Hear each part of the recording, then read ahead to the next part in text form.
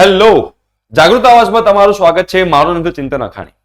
Engineering એડમિશનની અંદર એક mistake થાય ને તો એના કારણે તમે જે કોલેજ ડિઝર્વ કરતા હોવ, તમે જે બ્રાન્ચ ડિઝર્વ કરતા હોવ એ તમે એનાથી વંચિત રહી જાઓ. આવું પાસ્ટમાં 2 થી 3 વર્ષમાં એટલા બધા સ્ટુડન્ટ્સ જોડે થયું છે કે એ સારી કોલેજ ડિઝર્વ કરતો હોય, સારી બ્રાન્ચ ડિઝર્વ કરતો હોય, બટ એક નાની ભૂલના કારણે એ બધું ગુમાવી બેસે અને પછી એને એની બ્રાન્ચ કે કોલેજની અંદર સેક્રિફાઈસ કરવું પડે. શું તમારે આ કરવું છે? ધ્યાનથી સમજો આ વાત. હું અમુક એવી વાતો કહેવાનો છું જે વાતના કારણે તમને લોકોને આઈડિયા આવશે કે પાસ્ટમાં લોકો એન્જિનિયરિંગમાં એડમિશન લેતી વખતે કઈ કઈ મિસ્ટેક્સ કરતા હોય છે, રાઈટ? અને આ મિસ્ટેક્સના કારણે છોકરાઓ પછી ઘણું બધું અફસોસ કરતા હોય છે. તો એના વિશે ડિસ્કસ કરીશું. અને આપણે વોટ્સએપ ગ્રુપ બનાવેલા છે, એની લિંક હું નીચે મૂકી દઉં છું. એ લિંક ઉપર તમારે ક્લિક કરી મેસેજ કરવાનો છે કે સર મારે 12th પછીના એન્જિનિયરિંગ એડમિશન ગ્રુપમાં જોડાવું છે. તો અમારી ટીમ તમને જોડી દેશે. જે લોકો ઓલરેડી જોડાઈ ગયા હોય એ લોકો જોડાવાની જરૂર નથી. ધ્યાનથી સમજી લેવાની છે વાત. ઓકે, તો સૌથી પહેલા તો જે સૌથી મોટી મિસ્ટેક આપણા વિદ્યાર્થીઓ કરે છે, બહુ મોટી મિસ્ટેક કરે છે, એ છે ઇમ્પોર્ટન્ટ ડેટ્સ. જે પણ ઇમ્પોર્ટન્ટ ડેટ્સ આવે છે એ ડેટ્સને લોકો ધ્યાનમાં રાખતા નથી. ઇમ્પોર્ટન્ટ ડેટ્સ, હવે ઇમ્પોર્ટન્ટ ડેટ્સમાં કઈ કઈ વસ્તુ આવે છે તમારે ધ્યાનમાં સમજવાની જરૂર છે. પહેલી વસ્તુ કે એસીપીસી નું ચોઇસ ફિલિંગ સ્ટાર્ટ થઈ ગયું છે. એનું એટલે કે તમારે જે એસીપીસી માં કરાવવાનું છે રજીસ્ટ્રેશન સ્ટાર્ટ થઈ ગયું છે. ઘણા બધા લોકોને હજુ ખ્યાલ નહીં હોય. એનો વિડીયો બનાવેલો છે મેં આખો, એની લિંક નીચે મૂકી દઉં છું. તમારે જોવો તો તમે લોકો જોઈ શકો છો. આ ઇમ્પોર્ટન્ટ ડેટ્સમાં પછી ચોઇસ ફિલિંગ આવે તો ચોઇસ ફિલિંગની ડેટ્સ હોય કે તમે ચોઇસ ફિલ કરો. પછી એના પછી તમારે ચોઇસ ફિલિંગ થાય પછી રિઝલ્ટ આવે તો રિઝલ્ટ આવે પછી તમારે ઓનલાઈન ફીસ પે કરવાની હોય, એની લાસ્ટ ડેટ હોય. તમારે ભૂલથી તમારી મનગમતી કોલેજ ના મળી હોય, તમારે એડમિશન કેન્સલ કરાવવું હોય તો એની પણ લાસ્ટ ડેટ હોય. રાઉન્ડ 2 ની ડેટ્સ હોય, રાઉન્ડ 2 માં એડમિશન કન્ફર્મ કરાવવાની ડેટ્સ હોય, રાઉન્ડ 2 પછી એડમિશન કેન્સલ કરવાની ડેટ હોય, રાઉન્ડ 3 ની ડેટ્સ હોય. આ બધી ડેટ્સ બહુ જ ઇમ્પોર્ટન્ટ હોય છે. જે ડેટ્સ છોકરાઓ ઘણી બધી વાર મિસ કરી દેતા હોય છે. અને પાસ્ટમાં ઘણા બધા સ્ટુડન્ટ્સે એવા મેસેજ બી કરેલા છે કે સર એસીપીસી નું છે રજીસ્ટ્રેશન એ સ્ટાર્ટ થઈ ગયું તો અમને ખબર નથી, હવે એની ડેટ્સ જતી રહી છે, પ્લીઝ કંઈક કરો. બટ એ અમારા હાથમાં નથી, એ એસીપીસી ના હાથમાં છે. તો આ ઇમ્પોર્ટન્ટ ડેટ્સ જે બી આપણે જાગૃત આવાજ યુટ્યુબ ચેનલ પર આવશે એ ઇમ્પોર્ટન્ટ ડેટ્સ તમે લોકો ખાસ ધ્યાનમાં રાખજો. એના કારણે ચેનલને પણ સબસ્ક્રાઇબ કરી નાખજો, જેના કારણે ઇમ્પોર્ટન્ટ ડેટ્સ તમે લોકો મિસ ના કરો. બહુ અગત્યની વસ્તુ છે. આ પહેલી મિસ્ટેક છે જે આપણા ગુજરાતના વિદ્યાર્થીઓ કરતા હોય છે. એના સિવાય બીજી કઈ મિસ્ટેક છે તો બીજી મિસ્ટેક જે છે એસીપીસી નું ફોર્મ ફિલિંગ. હવે એસીપીસી નું ફોર્મ ફિલિંગ જે છે એમાં પણ ઘણા બધા છોકરાઓ મિસ્ટેક્સ કરતા હોય છે. કેમ મિસ્ટેક્સ કરતા હોય છે? હવે ફોર એક્ઝામ્પલ ઘણા બધા સ્ટુડન્ટ્સ એવા હશે કે જે બહાર સાયબર કાફેમાં જઈને એસીપીસી નું ફોર્મ ફિલ કરાવશે 500 રૂપિયા આપીને, 300 રૂપિયા આપીને, 400 રૂપિયા આપીને. બટ એકચ્યુઅલીમાં એમને ખબર નથી જે સાયબર કાફે વાળા જે છે એ કે આમાં કઈ કઈ વસ્તુ તમારે ફિલ કરવાની હોય છે. અને છોકરાઓ એમ કહે છે કે બસ ભાઈ જે હોય તું ભર દે. અને સ્ટુડન્ટ્સ બી ઘણીવાર એવું કરતા હોય છે કે સાયબર કાફે વાળા ફોર્મ ભરે પછી એ ચેક પણ નથી કરતા હોતા કે આ ભાઈએ જે ફોર્મ ફિલ કર્યું સાયબર કાફે વાળાએ એ પ્રોપર ફોર્મ ફિલ કર્યું છે કે નહીં. પછી પાછળથી ફોન આવે છે કે સર સાયબર કાફે વાળાએ ફોર્મ ફિલ કર્યું, મને તો ખ્યાલ જ નતો, મેં ધ્યાન નથી આપ્યું. હવે આના કારણે મિસ્ટેક્સ થઈ છે, જેના કારણે એ લોકો સારી કોલેજ અને સારી એડમિશનમાં એ લોકોને ચાન્સ મળતો નથી. ફોર એક્ઝામ્પલ ફોર્મ ફિલિંગમાં જે લોકોની ફેમિલી ઇન્કમ 8 લાખથી ઓછી હોય એ લોકોએ TFWS માં કમ્પલસરી યસ કરી દેવાનું. એનો ઘણા બધા લોકોને એવું છે કે TFWS માં યસ કરો તો ખાલી તમે ફ્રી સીટ માટે જ એલિજિબલ છો, પેડ સીટ માટે એલિજિબલ નથી. એવું નથી. તમે TFWS માં ટિક કરો છો તો તમે ફ્રી સીટ માટે પણ એલિજિબલ છો અને પેડ સીટ્સ માટે પણ એલિજિબલ છો. આ વસ્તુ તમારા લોકોએ ધ્યાનમાં રાખવાની છે. જે કાસ્ટમાં આવતા હોય, ધારો કે એસસીબીસી કાસ્ટમાં આવતા હોય કે ઓપન ઈડબ્લ્યુએસ કાસ્ટમાં આવતા હોય કે SC ST ગમે તે કાસ્ટમાં આવતા હોવ તો ઘણા બધા લોકોને એવું જ છે કે મેં ઓપન ઈડબ્લ્યુએસ સિલેક્ટ કરશું તો માત્ર ઓપન ઈડબ્લ્યુએસ જે રિઝર્વેશન કોટા છે એમાં જે લોકો એલિજિબલ છે, ઓપન કેટેગરીમાં એલિજિબલ નથી. એવું નથી. બધી જો ધારો કે તમે SC કાસ્ટમાં આવતા હો તો SC ની જે રિઝર્વેશન કોટા છે એમાં પણ તમે લોકો એલિજિબલ છો અને ઓપન કેટેગરીમાં જે સીટ છે એમાં પણ તમે એલિજિબલ છો. એટલે જે લોકો કાસ્ટમાં આવતા હોય કમ્પલસરી એ લોકોએ કાસ્ટ સિલેક્ટ કરવાની. તે લોકોને 2 બેનિફિટ મળશે. કાસ્ટના કારણે જે રિઝર્વેશન કોટા છે એમાં પણ સીટ્સ મળી શકે છે અને ઓપન કેટેગરી વાળી જે કોટા છે એમાં પણ એ લોકોને એડમિશન મળી શકે છે. એટલે એવું નથી કે કાસ્ટ સિલેક્ટ કરશો તો ખાલી કાસ્ટ વાળી સીટ્સમાં તમે લોકો એલિજિબલ છો, એવું નથી. એટલે આ વસ્તુ તમારે લોકોએ ધ્યાન રાખવાની છે, રાઈટ? એના પછી થર્ડ, આ પહેલી મિસ્ટેક મેં કીધી હતી, આ બીજી મિસ્ટેક કીધી. ત્રીજી મિસ્ટેક છે wrong branch selection. Wrong branch selection. હવે રોંગ બ્રાન્ચ સિલેક્શન નો મતલબ શું થાય બેટા? રોંગ બ્રાન્ચ સિલેક્શન નો મતલબ એમ થાય છે, ઘણા બધા સ્ટુડન્ટ છે ને ગાડડીયો પ્રવાહ છે, ગેટા સાઈ છે કે કોમ્પ્યુટર આઈટીમાં અત્યારે સ્કોપ છે તો હું કોમ્પ્યુટર આઈટીમાં જતો રહું. પણ એવું જરૂરી નથી કે તમે લોકો કોમ્પ્યુટર આઈટીમાં કોઈ એક વ્યક્તિનો પગાર 5 કરોડ છે તો તમારો પગાર 5 કરોડ થશે જ.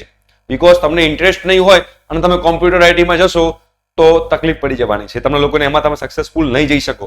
તો ઘણા બધા સ્ટુડન્ટ્સ બ્રાન્ચ ખોટી રીતે સિલેક્ટ કરે છે. મારો ફ્રેન્ડ આ બ્રાન્ચમાં જાય છે, મારો બોયફ્રેન્ડ મારી ગર્લફ્રેન્ડ આ બ્રાન્ચમાં જાય છે, બીજા બધા લોકોએ કીધું કે આ બ્રાન્ચમાં જવું જોઈએ, મારા ઘરમાંથી કોઈએ કીધું કે આ બ્રાન્ચમાં જવું જોઈએ, જેના કારણે લોકો રોંગ બ્રાન્ચ સિલેક્ટ કરી દેતા હોય છે.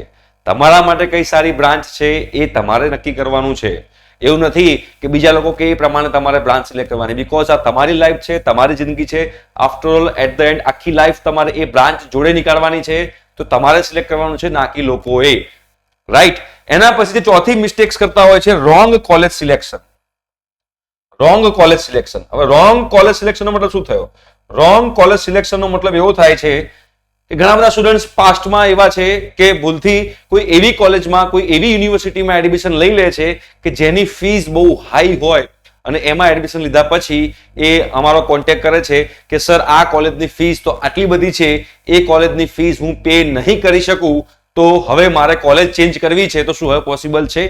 તો તમે જ્યારે પણ કોઈ કોલેજ સિલેક્ટ કરો એની પહેલા તમારે બધાએ તમારા ફેમિલીમાં સાથે બેસીને એક ફેમિલી બજેટ ડિસાઈડ કરવાનું છે કે પર યર મારા વિદ્યાર્થી માટે, મારા સન માટે, મારી ડોટર માટે મારે કેટલા રૂપિયા ખર્ચવા છે, એના હિસાબે તમારે લોકોએ કોલેજ સિલેક્ટ કરવી પડે.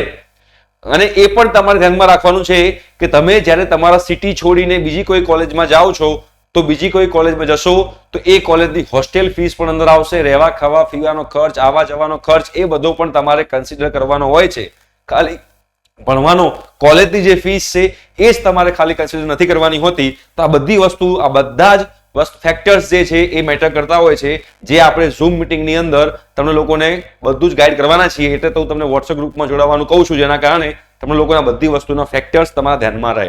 તો રોંગ કોલેજ સિલેક્શન થાય. અમુક છોકરા એવા છે કે ખાલી ગવર્મેન્ટ મળે એના માટે થઈને બીજી કોઈ એકદમ આઉટસ્કર્ટમાં ગામડામાં જે જગ્યાએ ગવર્મેન્ટ કોલેજ હોય એ જગ્યાએ એડમિશન લઈ લે અને પછી કોલ આવે છે કે સર હવે આ ગવર્મેન્ટ કોલેજમાં મને નથી ગમતું, મારે મારા સિટીમાં કે મારા એરિયા સાઈડ કે અમદાવાદ સાઈડ કોઈ સેલ્ફ ફાઇનાન્સ કોલેજમાં એડમિશન લેવું છે, તો શું કોલેજ ચેન્જ થઈ શકે ખરા?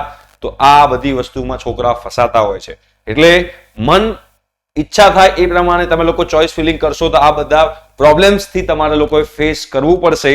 તો તમારે લોકોએ ધ્યાનમાં રાખવાનું છે કે રોંગ કોલેજ સિલેક્શન જે છે એ પણ ના થવું જોઈએ. ઓકે. પછી એના પછી સૌથી મોટી મિસ્ટેક્સ જે લોકો કરતા હોય છે, 5મા નંબરની મિસ્ટેક છે, એ મિસ્ટેકમાં તમારો વાંક નથી પણ બીજા લોકોનો વાંક છે. એ વાંક શું છે તમને હું કહીશ. બીજો ફોલ્ટ જે છે કે માર્કેટમાં ડરનો માહોલ છે.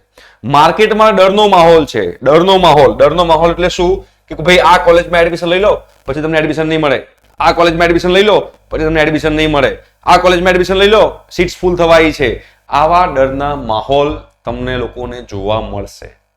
બીકોઝ બધાને એમના કરિયરની ચિંતા છે અને કરિયરની ચિંતા હોવાને કારણે આ ડરનો માહોલ માર્કેટમાં હોય છે. અને આ જે ડરનો માહોલ છે એના કારણે તમે લોકો ઉતાવળમાં ખોટા ડિસિઝન લઈ લો છો. ફોર એક્ઝામ્પલ, પાસ્ટમાં પણ એક આવું બનેલું છે, જે હું તમને એક્ઝામ્પલ આપીશ કે એક એક્સ સ્ટુડન્ટ છે, એ એક્સ સ્ટુડન્ટ પાસેથી એવો ડરનો માહોલ આવ્યો હતો કે ભાઈ એક વાય કોલેજ છે એમાં તું ડાયરેક્ટ એડમિશન લઈ લે, બાકી તારું જે રિઝલ્ટ છે એ રિઝલ્ટ પ્રમાણે તને આ કોલેજમાં એડમિશન નહીં મળે. તો એણે એસીપીસીમાં થ્રુ જવાને બદલે ડાયરેક્ટ કોલેજનો કોન્ટેક્ટ કરી અને ત્યાં આગળ એને એડમિશન લીધું. બરોબર. અને પછી એ જ્યારે અમને મળવા આવ્યો ત્યારે અમને ખબર પડી કે એનું જે રિઝલ્ટ હતું એ રિઝલ્ટના બેઝ ઉપર આ જ કોલેજની અંદર એને ફ્રી સીટ મળતી હતી, બટ ડરના માહોલના કારણે એ જ કોલેજમાં પૈસા આપીને અત્યારે ભણી રહ્યો છે. તો ધીસ ઇઝ ધ મિસ્ટેક્સ જે આપણા સ્ટુડન્ટ્સ કરી છે. આપણા સ્ટુડન્ટ્સ કરે છે, પાસ્ટમાં ઘણા બધાએ કરી છે.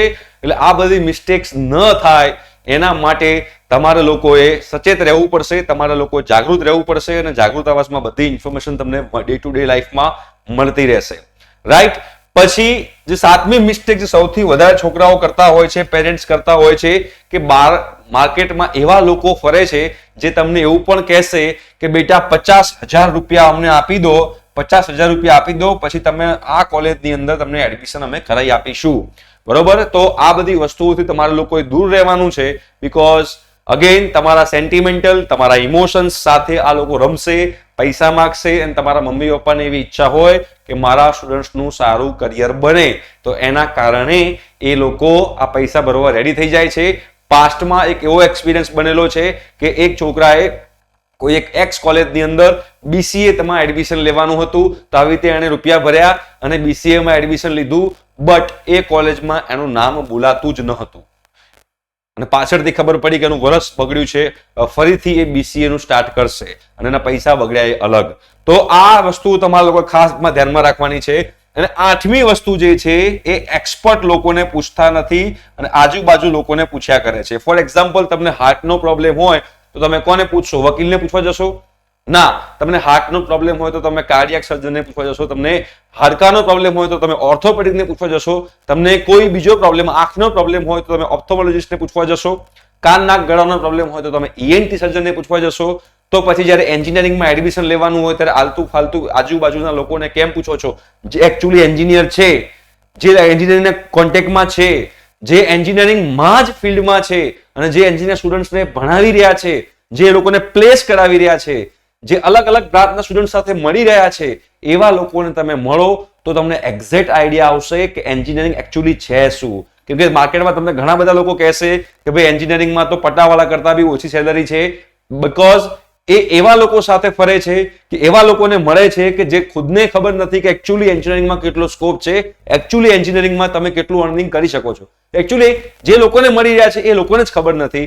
અમને પૂછો તો અમને ખબર છે કે એન્જિનિયરિંગમાં કેટલો સ્કોપ છે, રાઈટ? પણ એક પર્ટિક્યુલર પાથ હોય, એક રસ્તો હોય, એક સ્કિલ જોઈતી હોય, આ બધી વસ્તુઓ મળે ને, આ બધાનો મિલાપ થાય ને, એ પછી જ તમારે એ એન્જિનિયરિંગની અંદર સ્કોપ આવે. એ એન્જિનિયરિંગની અંદર તમે લોકો સારી રીતે અર્નિંગ કરી શકો, સારી સેલરી લઈ શકો, બટ એના પાછળ ઘસાવવું પડે. ઘસાયા વગર, મહેનત વગર તો કોઈને કશું મળતું નથી. તમે હો, હું હોઉં કે તમારા મમ્મી પપ્પા હોય, જિંદગીમાં મહેનત તો કરવી પડશે, બટ મહેનત એકલી નહીં ચાલે. With right direction, with right guidance તમે લોકો મહેનત કરશો તો તમને લોકોને સારું મળી શકશે. તો ઘણા બધા સ્ટુડન્ટ્સ જે છે એ આ એક્સપર્ટને પૂછવાનો પ્રયત્ન નથી કરતા, અને એ પ્રયત્ન નથી કરતા એના કારણે એ લોકોને તકલીફ પડતી હોય છે, રાઈટ? તો આ બધી મિસ્ટેક્સ જે છે મેં તમને કીધી, આ મિસ્ટેક્સમાં કોઈએ અહીંયા આગળ મેં કીધી એમાંથી એક પણ મિસ્ટેક્સ કરવાની નથી. જો આ બધી મિસ્ટેક્સમાંથી એક પણ મિસ્ટેક કરી તો તમારા કરિયરની તકલીફ પડી જશે. તમે લોકો આ ધ્યાન રાખજો અને સાચવીને અને ફૂકીને તમે આગળ સ્ટેપ ભરજો, અને તો જ તમને લોકોને તમારા કરિયરમાં કોઈ જ પ્રોબ્લેમ નહીં આવે. ઠીક છે? Thank you so much. By.